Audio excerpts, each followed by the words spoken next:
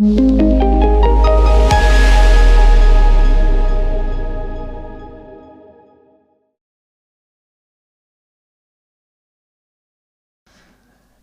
à toutes et tous. Déjà, merci aux organisateurs et organisatrices de cette journée de m'inviter et de parler devant vous d'IA, et pour un cas d'usage un peu plus spécifique pour la recherche biblio et l'écriture d'articles. Donc effectivement, je suis anesthésiste réanimateur. Je fais de la recherche en IA aussi, mais j'ai fait un Master 2 en mathématiques, modélisation, apprentissage pendant mes études. Et puis c'est des projets de recherche en IA qui continuent. Et puis effectivement, j'ai un petit lien d'intérêt, c'est que j'ai cofondé PaperDoc, qui est une solution qui est alimentée par l'IA pour la recherche académique et pour la veille scientifique. On en reparlera un peu plus tard. Donc évidemment, moi je vais être un petit peu plutôt pour, mais avec des nuances. Et moi je commence toujours ma présentation quand je parle d'IA par ce petit prérequis, c'est que quand je discute d'IA avec des collègues ou des proches, la chose qui revient tout le temps, c'est une crainte, c'est ouais, mais l'IA ça va nous remplacer. C'est sûr et certain. Je ne pense pas que l'IA va nous remplacer, déjà pour plusieurs raisons. C'est que la première, déjà, il n'y a pas d'IA aujourd'hui qui est aussi intelligente qu'un être humain. Ça n'existe pas, et à part Sam Altman qui nous dit qu'il en a une dans les cartons et qu'elle va bientôt sortir, peut-être, je ne sais pas, les plus grands experts d'intelligence artificielle nous disent que il n'y en a pas pour l'instant, peut-être que ça arrivera, certains s'avancent et parlent de 2050, et là vous allez me dire, mais Nicolas, 2050 c'est demain, donc finalement ça existe quasiment. Mais oui, mais en fait 2050 ça nous laisse quand même le temps à nous les humains d'établir un certain nombre de garde-fous, de règles, pour pas justement que l'IA, pour autant que ce soit possible, et pour autant que ce soit son rôle, nous remplace complètement. Ça nous laisse le temps aussi d'apprendre comment ça marche. Parce que ça, je suis assez convaincu de ça, et je ne suis pas le seul, c'est que l'IA va probablement pas remplacer les êtres humains, et en l'occurrence les soignants. Mais par contre, il est fort probable que les soignants qui ne s'intéressent pas à l'IA et ne comprennent pas un minimum comment ça fonctionne, je dis bien un minimum, il ne s'agit pas de faire de vous des ingénieurs, j'en suis pas un, et seront probablement remplacés par des soignants qui savent utiliser l'IA, ou en tout cas qui l'adoptent dans leur pratique. Et comme le disait Spinoza, comprendre c'est le commencement d'apprivoiser. Et donc moi ce que je vous propose, c'est qu'avant de parler d'IA pour la veille scientifique, c'est déjà qu'on comprenne ce que c'est que l'IA. Qu'il faut comprendre c'est le commencement d'apprivoiser, et qu'il faut comprendre l'IA. Et quand je discute avec des collègues ou des proches sur c'est quoi l'IA, enfin comment ça marche, et quand on me propose de faire des topos, la première chose qu'on me demande c'est quoi l'IA. Donc je vous propose qu'on se demande, déjà qu'on dépatouille un petit peu ce que c'est que l'IA, le machine learning, le deep learning, la Gen AI, etc. Et déjà en comprenant ça, en comprenant un peu la physiologie finalement de ces technologies, vous allez comprendre que, et à mon avis, adopter le fait que ça ne pourra pas forcément nous remplacer. L'IA, qu'est-ce que c'est? Donc, ce n'est pas une technologie, l'IA. L'IA, c'est un domaine scientifique qui représente tout outil qui est utilisé par une machine, un ordinateur, pour reproduire les comportements qui sont liés aux humains. L'IA, c'est ça. C'est rien d'autre. Il y a souvent des abus de langage. Ouais, je fais des projets d'IA. L'IA, c'est finalement un petit peu comme parler de la santé, si je fais un parallèle. Donc ce n'est pas une technologie en soi. Et on parle de plusieurs formes d'IA. Donc il y a l'IA dite faible, et puis il y a les IA dites fortes, avec l'IA générale et l'IA super intelligente. Aujourd'hui, il n'y en a qu'une seule qui existe, c'est l'IA qui est faible. Et elle est faible au sens où elle sait très bien faire une chose, mais elle ne sait faire que ça. Et c'est l'IA qui nous entoure. C'est la seule qui existe, c'est celle qui classe vos mails dans les spams, c'est celle qui vous recommande des séries ou des films sur Netflix, c'est celle qui conduit les voitures de façon automatique, et puis c'est ChatGPT aussi. C'est impressionnant, ChatGPT sait faire énormément de choses, mais ça ne sait faire que ça. C'est une IA faible. Et puis les IA fortes, donc il y a l'IA générale, globale, si on peut faire le parallèle avec l'être humain, et puis l'IA super intelligente, qui serait encore plus intelligente que les humains. Pour l'instant, comme on l'a dit, ces IA n'existent pas. Et puis il y a le fameux machine learning, l'apprentissage machine. Donc qu'est-ce que c'est? C'est un sous-ensemble de l'intelligence artificielle, et l'objectif du machine learning, c'est de reconnaître une relation entre les données. On parle de pattern en anglais. dans le but de faire une prédiction. Donc par exemple, j'ai un patient qui a un certain nombre de données, et puis j'ai un deuxième patient qui a un certain nombre de données et un outcome. Et bien, je vais apprendre la relation entre ces données et cet outcome de façon à prédire un nouvel outcome pour un nouveau patient en fonction des mêmes données. Donc on commence par des données.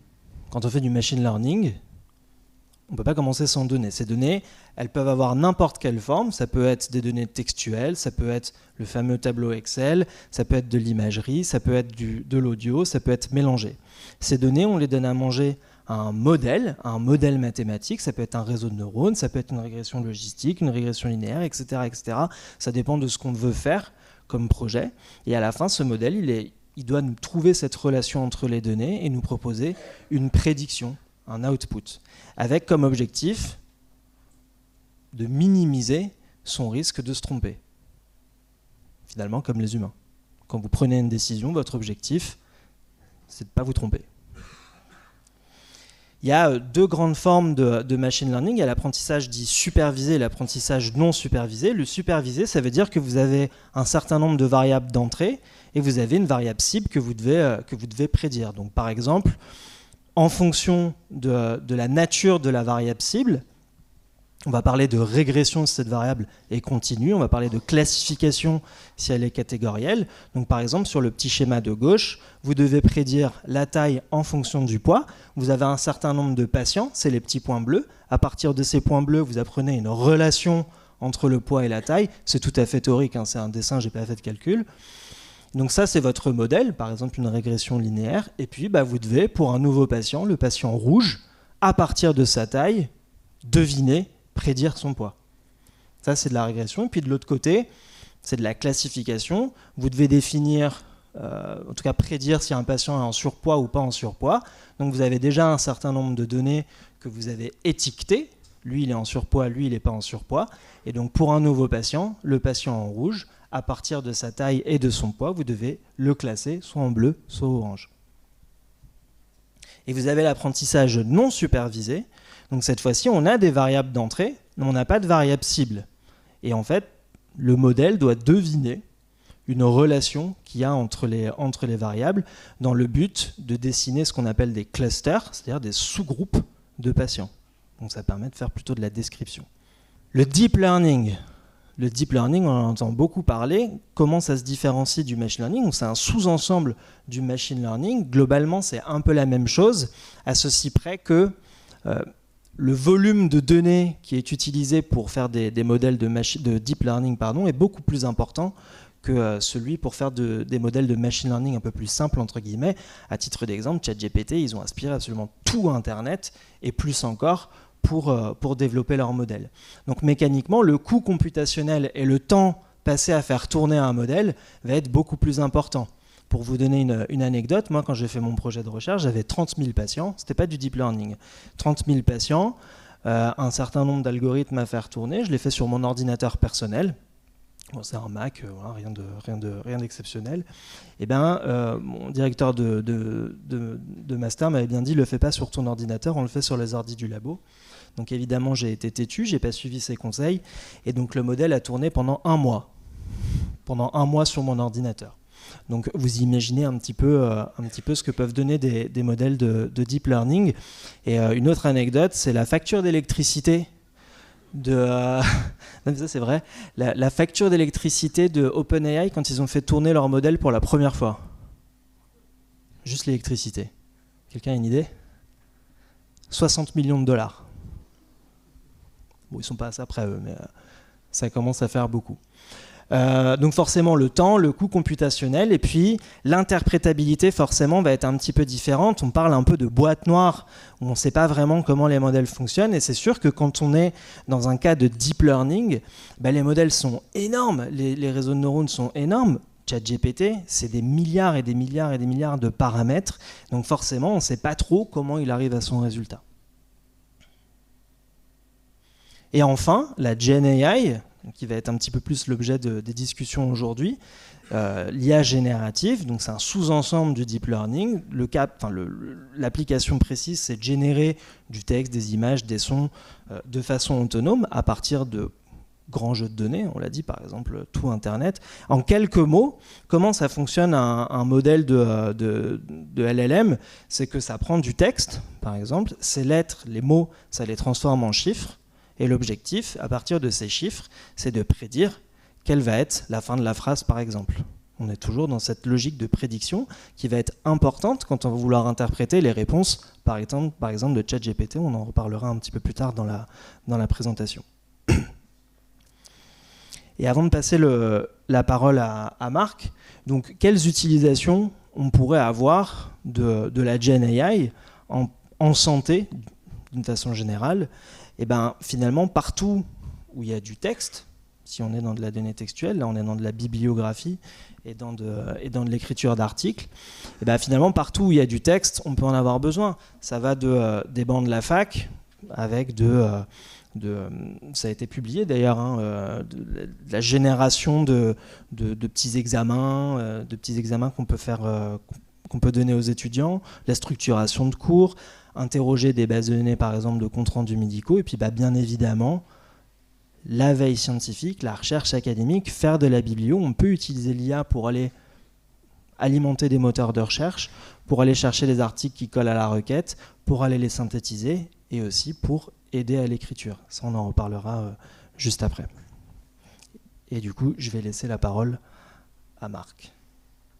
Merci à tous pour l'invitation. Je suis désolé de ne pas être là en présentiel, mais le voyage durait 8 heures aujourd'hui en train, et c'est contre mes convictions, et contre les convictions de mes internes que je prenne l'avion. Donc voilà, je vais faire ça en ligne. Donc j'ai le mauvais rôle aujourd'hui. Je vais vous dire que je dois être contre l'intelligence artificielle, ce qui n'est pas du tout le cas dans la vraie vie, hein, je l'utilise moi aussi tous les jours. Mais on a publié un papier sur ChatGPT, et donc on va en discuter. Et on verra après qu'on est tout à fait d'accord avec Nicolas. Donc je remercie le Talon d'avoir expliqué tous ces modules d'intelligence artificielle. Mais y compris intérêt. Voilà. Donc on est à l'intersection de plusieurs générations. La génération Z, les milléniums et les baby boomers. Alors moi je suis désespérément dans les baby boomers maintenant. Donc nous, on n'a pas été élevés avec ça. On a été élevés avec des trucs quand même comme PubMed qui sont basés aussi sur les algorithmes des logiciels. Mais vous voyez sur la droite de mon écran, sur la droite de l'écran, vous voyez ma génération d'internes. Ils ont tous un ordinateur, tout est fait à partir de l'informatique et les réseaux sociaux. L'intelligence artificielle est présente à tous les stades. Alors en fait, quel a été le défi? Le défi, ça a été d'utiliser ChatGPT pour faire une recherche bibliographique, pour conduire cette recherche et pour écrire un papier. Et en fait, on m'a fait la demande, comme ça se fait régulièrement, une revue française, en français, m'a demandé de faire un papier, une analyse sur choc septique et bêta-bloquant. Et quand je dis ça à ma génération Z, qui sont mes internes, ils me disent avec ChatGPT, je te fais ça en une demi-heure, comme ça on ne perd pas de temps. Pour eux, quand on ne perd pas de temps, c'est du temps gagné. Si vous êtes à Marseille, vous allez faire de l'escalade, du ski ou de la planche à voile. Si vous êtes à Paris, vous aurez plus de temps pour lire dans le métro ou faire du vélo dans le théâtre. Donc on est parti sur ce principe-là. Et donc on a fait une requête à ChatGPT qui est la suivante. Tu es médecin anesthésiste réanimateur, tu dois écrire un article scientifique sur l'utilisation des bêta-bloquants dans le choc septique en réanimation. Ce dernier doit être en contexte le problème du choc septique, définir l'importance de la réalisation de la réponse cardiaque, et introduire le concept des bêta-bloquants.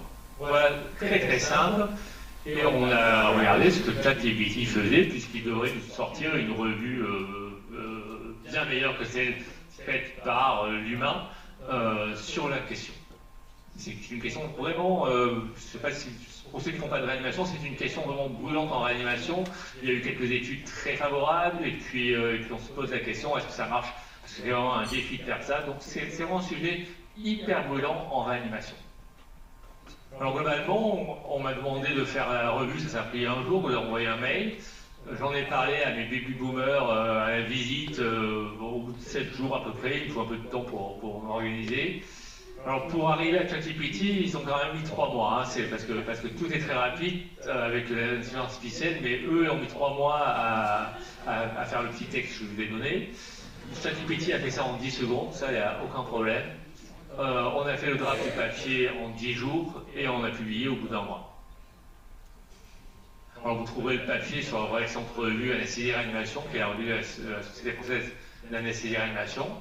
On a utilisé une version de ChatGPT qui était gratuite, 3.5, dont la fin d'analyse se situe en 2021 et c'est important pour la suite. Donc la fin d'analyse de la version qu'on a utilisée s'arrête en 2021. On lui a donné une bibliographie de base avec 10 références pertinentes. Et on lui a demandé de vérifier l'exactitude des informations et des références et d'analyser les données produites. Et voilà la conclusion du papier. Je vous passe plein de détails, hein, mais c'est que les PTA bloquants ont émergé comme une option prometteuse pour modérer cette réponse tachycardique. Les résultats encourageants des études sur l'esmolol par Kochi et collaborateurs, de la méta-analyse d'Asegawa, ainsi que l'essai de Morelli et collaborateurs, suggèrent que le contrôle de la fréquence cardiaque avec ces médicaments peut améliorer les résultats cliniques. Donc une conclusion très favorable basée sur une méta-analyse, une étude de Kochi et une étude publiée en 2013 de Morelli. Ce qui est assez frappant par contre d'emblée, c'est que l'étude de Kochi a été publiée en 2022, c'est-à-dire après notre demande, et après en dehors du domaine de recherche de ChatGPT, ça s'est arrêté en 2021. Alors quand on lit le texte qui a été sorti, quand ils sont venus me voir en me disant ça y est, on a le texte, on a tout, je suis tombé sur un texte qui était écrit de façon très mécanique, circulaire, avec des répétitions permanentes, ils revenaient tout le temps sur les mêmes concepts, tout le temps sur les mêmes références, c'était en boucle. C'était une écriture très désagréable à lire. Mais en fait, c'est pas forcément propre à notre sujet, puisque ça a été testé dans la littérature, et le style est largement identifiable. Quand on regarde des abstracts publiés par l'intelligence artificielle versus de l'humain, on arrive très très bien à voir la différence, et même des moteurs utilisant de l'intelligence artificielle arrive à voir la différence entre ce qui est produit par l'intelligence artificielle et ce qui est produit par de l'humain. Donc ce style mécanique, circulaire, répétitif, est largement identifiable par l'humain et par des détecteurs d'intelligence artificielle, et vous savez que toutes les revues ont ce type de détecteur maintenant. L'inverse est aussi vrai, malheureusement. Il y a un contre-exemple, c'est le cas d'Elisabeth Volkovich, qui a été accusé de fraude scientifique en utilisant ChatGPT par des reviewers, alors que c'était pas du tout le cas. Alors elle s'en est sortie, vous voyez, il y a des articles sur Nature qui sont sortis pour la défendre. Alors il faut dire qu'elle travaille à Stanford et puis plus précisément elle travaille dans une autre université prestigieuse. Je ne suis pas certain que si vous travaillez en France, vous ayez la même capacité à vous défendre face à des reviewers qui vous diraient qu'il a utilisé à tort ChatGPT et c'est pas sa vraie écriture. Donc voilà, les deux sont vrais et globalement le résultat n'est pas très reluisant. ChatGPT, c'est un perroquet grammairien, c'est ça qu'il faut bien comprendre, c'est comme ça qu'on l'appelle, perroquet grammairien. En fait, il marche sur un modèle de sélection statistique et en fait, le mot d'après correspond à celui qui aurait le maximum de chances statistiquement de sortir selon le mot d'avant. C'est une suite de mots selon le pourcentage d'occurrence. Et globalement, si je vous dis ballon, derrière il va sortir football peut-être. Voilà, ça va être pas plus compliqué que ça. Ça va piocher dans les banques de données et ça va faire comme ça. Ce qui est le plus grave finalement, c'est pas tellement que l'écriture soit mauvaise, parce que ça, on va pouvoir progresser. C'est pas forcément cette utilisation du mot d'après basé sur des statistiques. C'est qu'il y a des informations erronées, et ça, on appelle ça le biais d'hallucination. il est conçu pour produire une réponse basée sur des inputs. Des fois, cet input, il ne le trouve pas dans sa base de données, et donc il invente. Il invente en se basant sur ce qu'il a appris, et donc il crée quelque chose qui n'est pas forcément juste, mais qui peut l'être.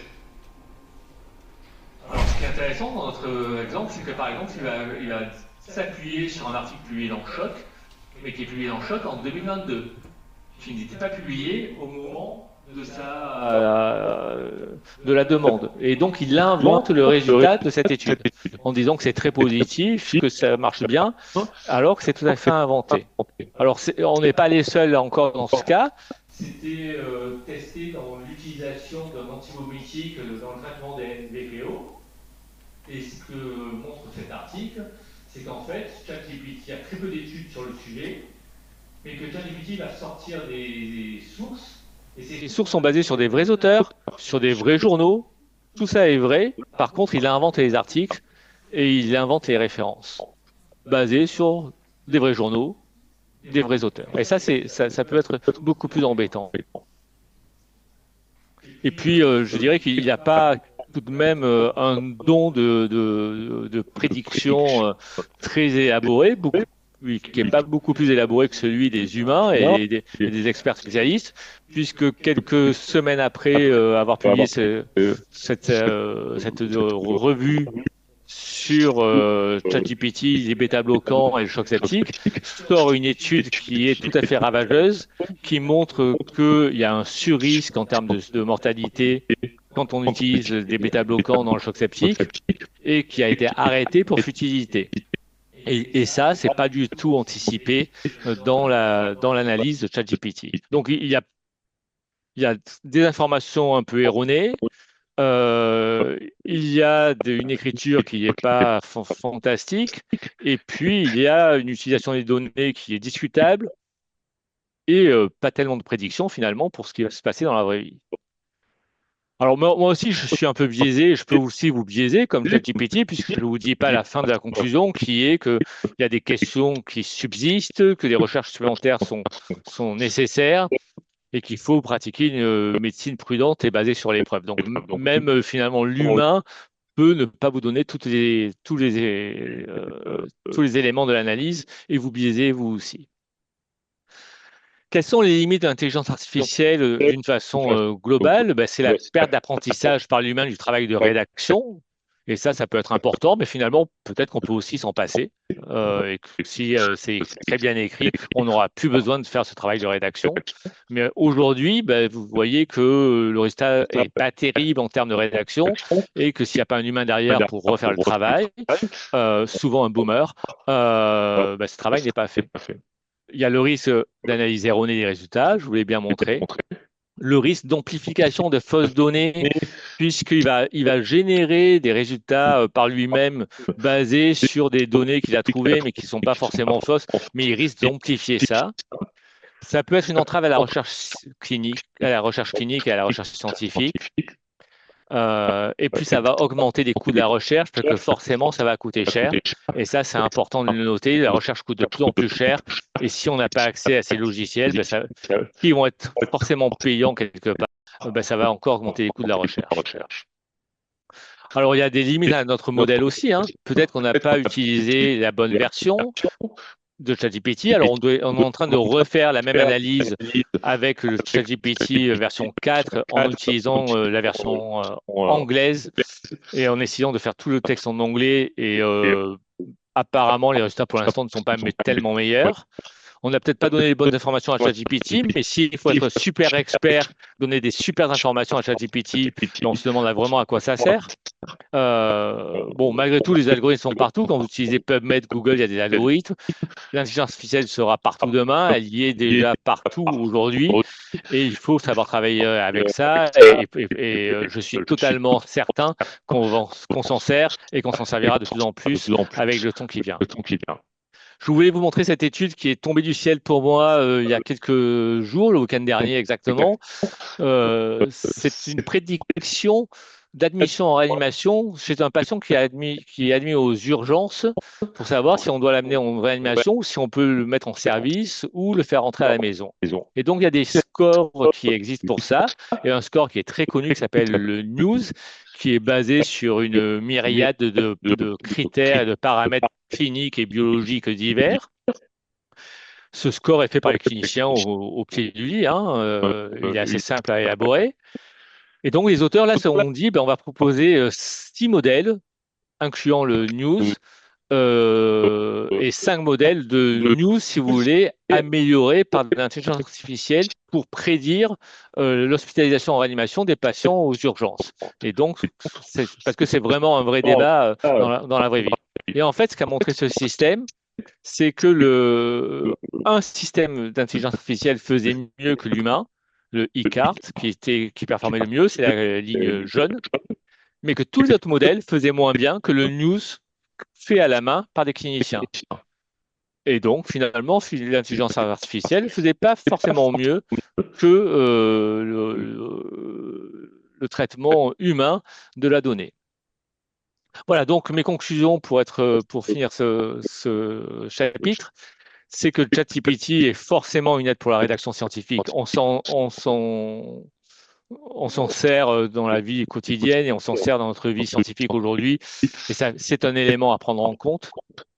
Il faut quand même savoir qu'il y a des limites dans l'interprétation des données, qu'une expertise humaine reste totalement nécessaire et qu'elle restera nécessaire, et je rejoins tout à fait la conclusion de Nicolas, qui est que l'humain sans intelligence artificielle ne sera pas nécessaire, mais que l'intelligence artificielle sans humain restera quand même quelque chose de tout à fait frustrant. Voilà, je vous remercie pour votre attention.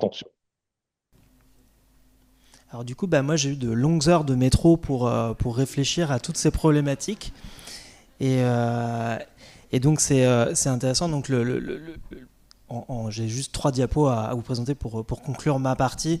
C'est qu'on a parlé d'hallucination, on a parlé de sources, de problèmes de sources, d'invention de réponses, etc. Et en fait, il existe des solutions pour pallier à ces problématiques. Et donc effectivement, pour boucler avec ce que je disais au début, donc moi j'ai cofondé PaperDoc, qui est une solution qui est alimentée par l'intelligence artificielle et qui a pour objectif de faciliter le travail de veille bibliographique. Donc en fait, on a développé 3 solutions, une qui s'appelle Archie, en référence à Archibald Cochrane, le papa de l'evidence-based medicine, qui est un moteur de recherche intelligent, un peu un chat GPT de la littérature scientifique, et puis 2 autres fonctionnalités, de la recommandation personnalisée d'articles, et une IA qui va vous permettre de résumer des articles scientifiques, et qui est disponible en ligne. Et en fait, ce qui est important, c'est que c'est possible, techniquement, de pallier à ces biais de sourcing et d'hallucination. Et typiquement, nous, quand on a développé PaperDoc, vraiment les deux points clés qui étaient hyper importants pour nous, et particulièrement pour moi en tant que scientifique, c'était déjà de ne pas inventer de réponses, parce que c'est dramatique d'inventer des réponses, particulièrement en santé, comme l'a bien démontré Marc, avec une IA qui invente des articles qui ne sont pas encore sortis. Et donc nous, on a développé des couches d'intelligence artificielle, c'est possible, qui vont minimiser au maximum ce risque d'hallucination. Je dis bien minimiser au maximum, pas mettre à zéro. Ça n'existe pas, une IA qui ne se trompe jamais. Vous vous souvenez, l'IA, ça reproduit le comportement humain. Je pense qu'on s'est tous trompés au moins une fois dans notre vie ici. L'IA, elle fait la même chose. Et puis le deuxième garde-fou, pour éviter ces hallucinations et ces biais, c'est bien sourcer sa base de données. Et nous, on a une base de données qui n'est pas Internet, qui est une base de données d'articles scientifiques, qui compte plus de 220 millions d'articles scientifiques, c'est celle de Semantic Scholar. Et donc, c'est que de la littérature scientifique. Et donc, nous, si vous posez une question dont l'IA n'a pas la réponse, ça vous dira j'ai pas trouvé la réponse. Tout simplement, ça vous dira pas oui, non, mais je pense que c'est quand même ça, avec une probabilité de se tromper de 100%. Puis cette base de données, elle est mise à jour de façon hebdomadaire, contrairement à ChatGPT, comme vous le disait Marc, qui peut avoir un petit peu de retard sur sa mise à jour. Mais je pense qu'effectivement, on se rejoint sur une chose, et c'est le message qui est passé par cette diapo, qui n'est pas c'est pas de la littérature scientifique, c'est des auteurs qui ont cherché à développer un modèle de prédiction de survenue d'une bactérémie chez les malades qui passent aux urgences. Et donc, ils ont recruté un certain nombre de patients, plusieurs milliers. Ils ont utilisé un modèle, un réseau de neurones bayésien, peu importe. Et donc, leur objectif, c'était de prédire la survenue d'une bactériémie chez des patients qui avaient des signes infectieux. Et vous voyez sur la figure de droite, il y a 3 courbes. Une courbe bleue, une courbe verte, qui est en fait les résultats de l'IA. La prédiction de l'IA, c'est une aire sous la courbe. En orange, vous avez la prédiction du médecin. Et la courbe bleue, c'est la meilleure, c'est l'association des deux. Et en fait, le message final, c'est celui-là, que ce soit pour de la veille scientifique, que ce soit pour n'importe quel type de prédiction, en santé ou ailleurs. Ce qui marche le mieux, c'est l'alliance entre l'humain et la machine. L'IA n'a pas vocation à nous remplacer, elle a vocation à nous aider, tout simplement, comme la voiture nous a aidés à nous déplacer beaucoup plus vite, indépendamment bien sûr des considérations écologiques maintenant, mais on se déplace beaucoup plus vite, mais pour autant c'est nous qui allons à la plage sous le parasol, c'est pas la voiture qui le fait, elle reste sur le parking. Évidemment qu'il faut poursuivre les recherches, notamment en R&D, pour minimiser ce risque d'invention, ou en tout cas mettre des red flags pour dire attention, là je suis vraiment pas sûr de ma réponse. Mais voilà, comme je le disais au début, et je terminerai là-dessus, c'est important, à mon avis, de vraiment comprendre comment ça fonctionne, sans faire de nous des ingénieurs, mais juste comprendre, parce que quand on comprend, on arrive à interpréter de façon un petit peu plus éclairée les résultats d'une IA, quel qu'il soit. Et pour finir, je pense qu'on pourra plus s'en passer de toute façon, comme on peut plus se passer aujourd'hui du téléphone ou d'autres outils numériques. Donc autant commencer à vraiment comprendre comment ça marche pour l'apprivoiser. Alors, je vous remercie.